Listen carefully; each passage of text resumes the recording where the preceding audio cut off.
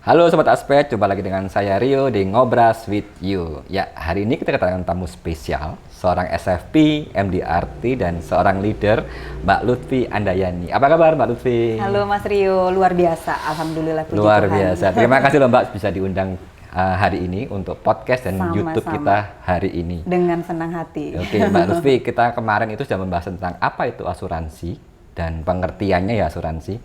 Sebelum kita masuk bahasan kita hari ini, menurut Mbak Lutfi apa sih sebuah asuransi itu dan pengertiannya seperti apa? Oke, mungkin kita mengulang ya. Asuransi di sini adalah manajemen untuk mengalihkan resiko ya, Mas Rio ya.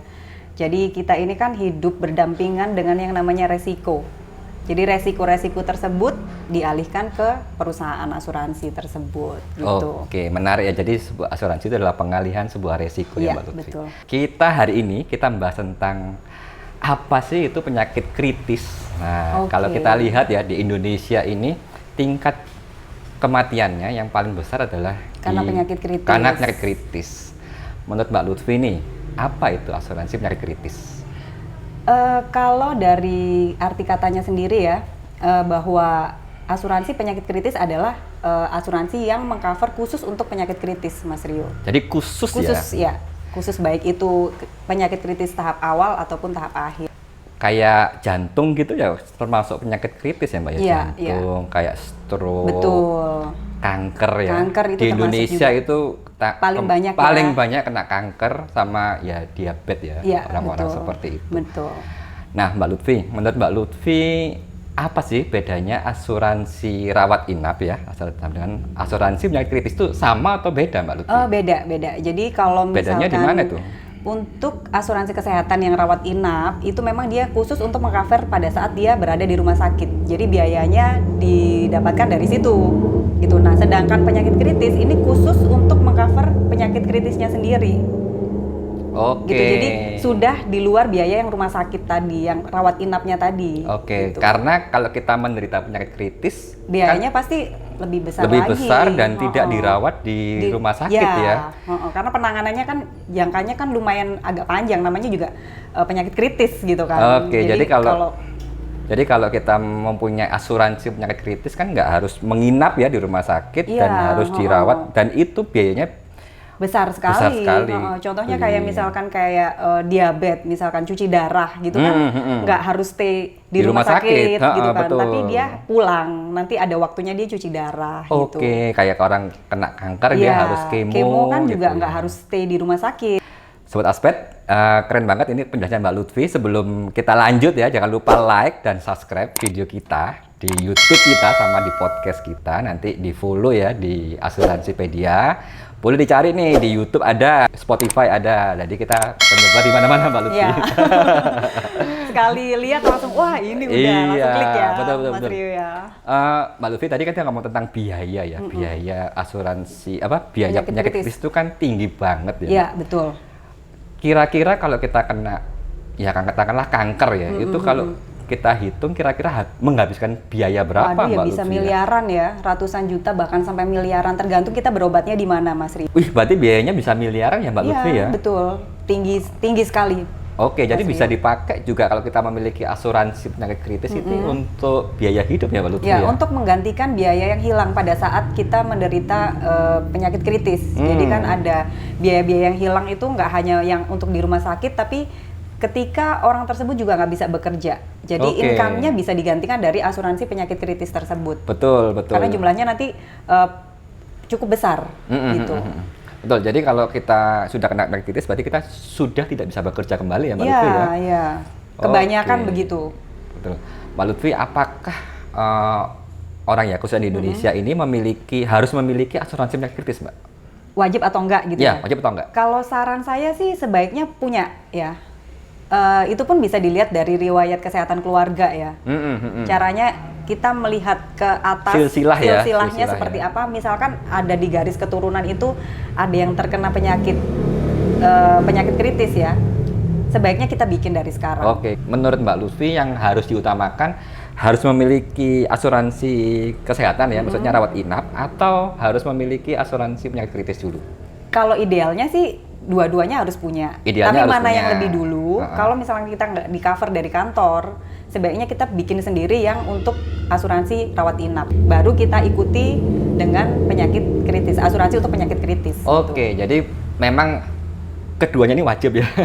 Kalau saya bilang wajib. Wajib banget ya? Ya. Karena memang di Indonesia biaya kesehatan ini mahal banget. Mahal banget. Apalagi sudah kena jeder gitu ya, kena asuransi, dan kena sekarang kan juga ya. Terserang penyakit kritis ini kan nggak menunggu tua ya.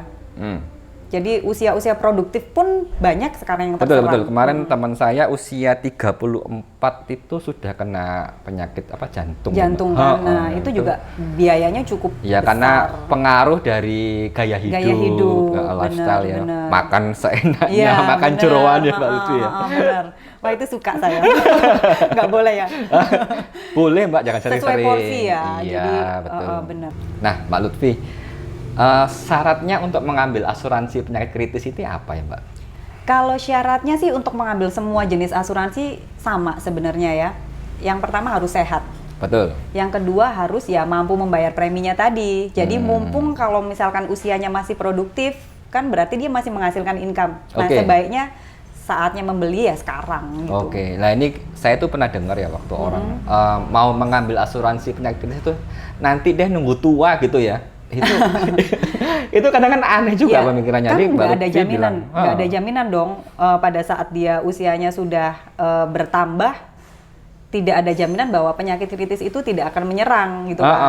Nah, takutnya nanti keduluan penyakit kritisnya itu nyerang gitu kan. Nah, makanya kenapa kok tadi saya bilang harus kita memperhatikan silsilahnya tadi. Kalau di atas-atasnya kita memang ada istilahnya genetiknya, ya sebaiknya kita jaga-jaga ya. Ya, makanya jadi syaratnya untuk mengikuti asuransi penyakit kritis harus sehat. Itu yang pertama, jangan lupa sobat aspek harus sehat. Nah, jadi mumpung masih sehat, beli. Nah, Mbak Lutfi, ini terakhir pertanyaan, tetapi kita ini seru banget ya kita ngobras ini Mbak Lutfi. Karena kalau kita membahas tentang asuransi penyakit kritis, berarti kan kita membahas tentang ya ini sekarang kira-kira ya, maksudnya untuk kita, ya ini mungkin sobat aset boleh menghitung, nanti akan menghitung ini anggarannya berapa sih Mbak, minim berapa, atau nanti Mbak Lutfi bisa menyarankan harusnya, yang kan tadi Mbak Lutfi bilang harus memiliki asuransi penyakit kritis tahap awal dan tahap akhir. Nah itu kan mungkin kalau dari kita hitung jumlah preminya ya, biayanya bisa beda-beda ya preminya ya. Tergantung usia. Betul, jadi kira-kira berapa sih Mbak untuk kisaran gambaran preminya ya untuk asuransi penyakit kritis ini? Kalau tergantung ya Mas Rio ya. Kalau untuk penyakit kritis tahap awal itu biasanya sih nggak terlalu mahal justru. Nggak terlalu mahal justru kalau kita masih muda ya, masa apalagi itu usianya masih usia produktif. Iya. Jadi usia 30 sampai 40 itu masih cukup terjangkau murah, ya, terjangkau dengan... Tapi kalau sudah 40 tahun ke atas, wah ini saya sendiri banyak mengalami ini ya, klien akhirnya mikir lagi yang harusnya dia dapatnya bisa covernya 1 miliar, gara-gara usianya sudah 40 ke atas dia waduh agak mikir budgetnya kok ternyata mahal banget. Tinggi gitu. banget Akhirnya ya. dia bisa ngambilnya setengahnya. Tapi nggak apa-apa lah, yang penting dia punya cover gitu. Betul kan, karena semakin usia semakin bertambah maka pengaruhnya ke premi. Ya karena kan gini, semakin usia bertambah resikonya juga akan naik kan. Itu yang meningkatkan biaya asuransi itu sendiri. Betul, karena waktunya mengambil asuransi adalah mumpung masih muda, masih sehat dan mumpung masih produktif. Iya. Gitu. Oke, ini menarik. Saya suka sekali dengan membahas asuransi penyakit kritis karena ini termasuk 3 hal yang penting ya, asuransi kesehatan, rawat inap, asuransi penyakit kritis, nanti jika kita juga yang penting asuransi jiwa. Nah, hari ini kita membahas tentang asuransi penyakit kritis. Mbak Lutfi, boleh nih kasih pesan-pesan ke sobat aspek, kenapa sih kita harus memulai memikirkan pentingnya sebuah asuransi penyakit kritis? Oke, kalau boleh saya sarankan sih sebaiknya memang kita membekali diri ya, mempersiapkan diri dengan yang namanya asuransi penyakit kritis.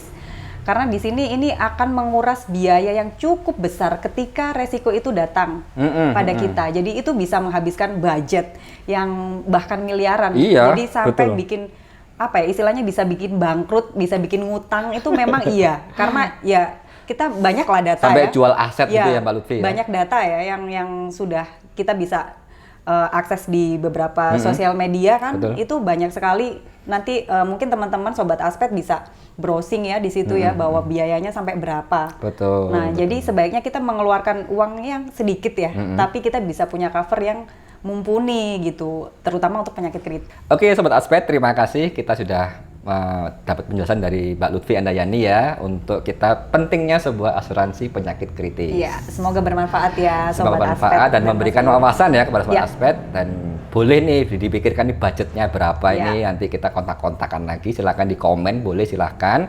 Dan nanti kita jumpa lagi di video kami selanjutnya dan podcast kita selanjutnya. Sampai jumpa semuanya. Makasih Mbak Lutfi ya. Sama-sama, Mas Ya. Rio. Oke, dadah.